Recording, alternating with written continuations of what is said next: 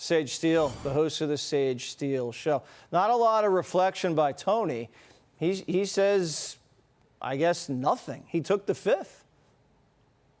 Yeah, 111 times. You know, listen, I'll give Stephen A. Smith, my friend, some credit there for apologizing, even though I told him I was so disappointed at the time when he was crushing Kyrie.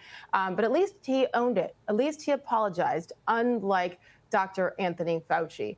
You know, Kamala used the T word there, trust, didn't she? And that's the problem, is that with all of their lies and gaslighting of the entire American population, that we don't trust anybody anymore, whether it's the government or certainly whether the medical profession. And that is the scary part.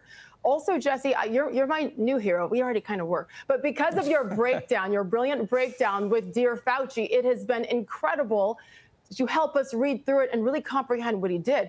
But how about Dana Bash, as that is all in front of her?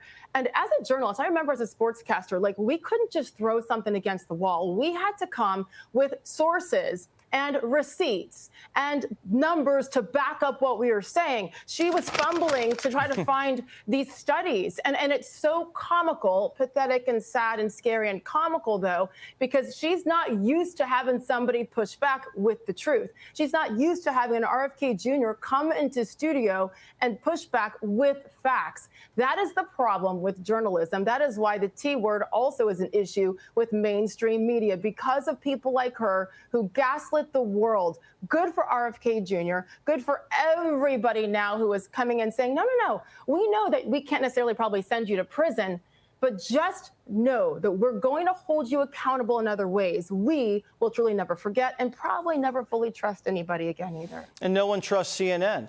I mean, they're dead last. Everything they said during that pandemic was wrong. And he was right. They would try to hurt you if you disagreed with the science. They didn't even know the science. Fauci was lying about it.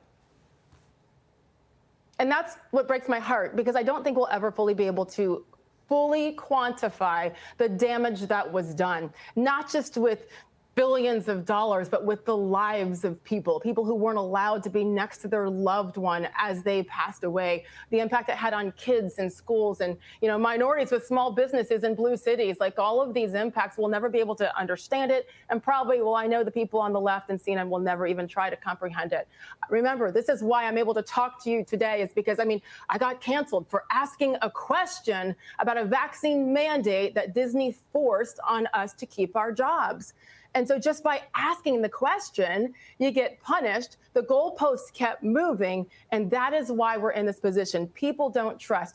Thank you, Stephen A. and a couple of other people for apologizing to the Kyrie Irvings and Aaron Rodgers of the world. It doesn't make up for it, though. And I think now, if nothing else, we just have to be so much more careful going forward, advocating for ourselves, not being afraid to ask those questions, even if you get canceled or gaslit. It is worth it. Never again. All right. Well, I'm going to write in my diary tonight, Dear Diary, Sage called me her hero. There we go. Sage, have a great night. I mean it. Thank you. Be sure to like and subscribe for all the Fox News latest on YouTube, and catch full shows streaming now on Fox One.